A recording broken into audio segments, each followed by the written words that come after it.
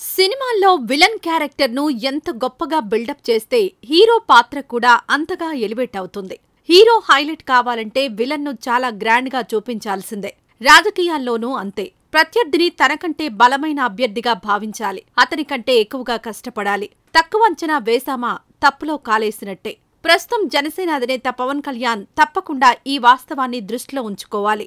ఎందుకంటే ఆయన తలపడుతున్నట్టు చెబుతున్న పిఠాపురంలో ప్రత్యర్థి వంగా గీత తన పొలిటికల్ క్యారెక్టర్ను మామూలుగా బిల్డప్ చేసుకోలేదు. ఆ మాటకొస్తే పవన్ రాజకీయాల్లో అక్షరాలు దిద్దక పూర్వమే గీత చట్టసభల్లో చుట్టరికం అందుకున్నారు. రాజకీయాల్లో అడుగు పెట్టగానే తూర్పుగోదావరి జిల్లా పరిషత్ చైర్పర్సన్ గా ఎన్నికైన గీత తెలుగుదేశం పార్టీలో కీలక నేతగా ఎదిగారు. తెలుగుదేశం నుండి రాజ్యసభ సభ్యురాలిగా పనిచేసిన ఈమె ఆ పార్టీ ఆంధ్రప్రదేశ్ మహిళా విభాగం అధ్యక్షులుగా పనిచేశారు.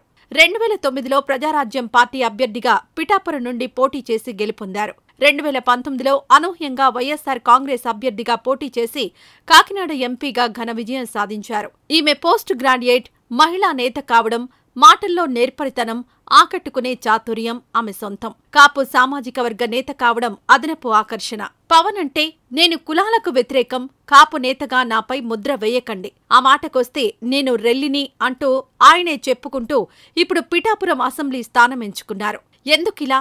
రాష్ట్రం మొత్తం గాలించి అత్యధిక సంఖ్యలో కాపులుండే ఈ నియోజకవర్గం సేఫ్ అని పోటీకి సిద్ధమయ్యారు. ఇక్కడే ఒక కీలక అంశాన్ని పవన్ గమనించాలి. 2009 ఎన్నికల్లో ప్రజారాజ్యం అధినేత మెగాస్టార్ చిరంజీవి ఇదే స్ట్రాటజీతో పాలకుల నుండి పోటీ చేశారు. అక్కడ అత్యధిక సంఖ్యలో కాపులున్నారు. చిరంజీవి వస్తే అప్పట్లో జనం పోటెత్తేవారు. పైగా ఆయన స్వస్థలం మొగల్తూరు కావడంతో పాలకులు సొంత నియోజకవర్గమని భావించి పోటీ చేశారు. ఇన్ని అంచనాల మధ్య పోటీ చేసిన మెగాస్టార్ కు అక్కడి ఓటర్లు చుక్కలు చూపించారు. ఆ ఎన్నికల్లో వైశ్య కులానికి చెందిన బంగారు ఉషారానికి జనం బ్రహ్మరథం పట్టారు. స్ట్రాటజీ ఇదేనా? పిఠాపురం నుండి పోటీ చేస్తానని చెబుతూనే మళ్లీ అమిత్ షా లేక మోడీ ఆదేశిస్తే కాకినాడ ఎంపీకి పోటీ చేస్తానని సెలవిచ్చి క్యాడర్ను అయోమయంలోకి నెట్టడం ఆయనకే చెల్లింది. అంటే తంగిళ్ల ఉదయ్ని తిరిగి పిఠాపురం పంపి ఆ విధంగా ఆడుకుంటారట. వెంటనే పిఠాపురం టీడీపీ నేత వర్మ శిబిరంలో అట్టుడికింది. పిఠాపురం నుండి పవన్ పోటీ చేయని పక్షంలో తెలుగుదేశం నుండి నేనే పోటీ చేస్తా అని వర్మ ప్రకటించారు. ఇంకోవైపు తంగిళ్ల ఉదయ్ అయోమయంలో పడి క్లారిటీ కోసం రోజుల తరబడి ఎదురుచూశారు. ఇదెక్కడి రాజకీయం రా బాబు? పవన్ కు ఓ వ్యూహం అంటూ ఉండదా? ఆయనెక్కడి నుంచి పోటీ చేయాలో కూడా ఢిల్లీ పెద్దలే నిర్ణయించాలా? అలాంటప్పుడు జనసేన పార్టీ ఎందుకు? భాజపాలో విలీనం చేసేయొచ్చు కదా అని సాక్షాత్తు ఆయన అభిమానులే తలలు పట్టుకున్నారు. పిఠాపురం నుండి పోటీ చేస్తారని పవన్ అలా అన్నారో లేదో జే బ్యాచ్ ఇలా రెడీ అయిపోయింది. ఈ నియోజకవర్గంలోని 3 మండలాలకు 3 రాష్ట్ర స్థాయి కీలక నేతలను ఇన్ఛార్జీలుగా నియమించారు.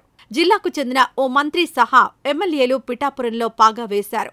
తమ అభ్యర్థి విజయానికి అవసరమైన వ్యూహ రచనను అమలు చేస్తున్నారు. వంగా గీత నియోజకవర్గంలో సుడిగాలి పర్యటన చేస్తున్నారు. పవన్ మాత్రం హాలిడే ట్రిప్ లాగా ఇలా వస్తున్నారు, అలా వెళ్తున్నారు. దీంతో నాయకులు, కార్యకర్తలు అయోమయ పరిస్థితుల్లో కొట్టుమిట్టాడుతున్నారు.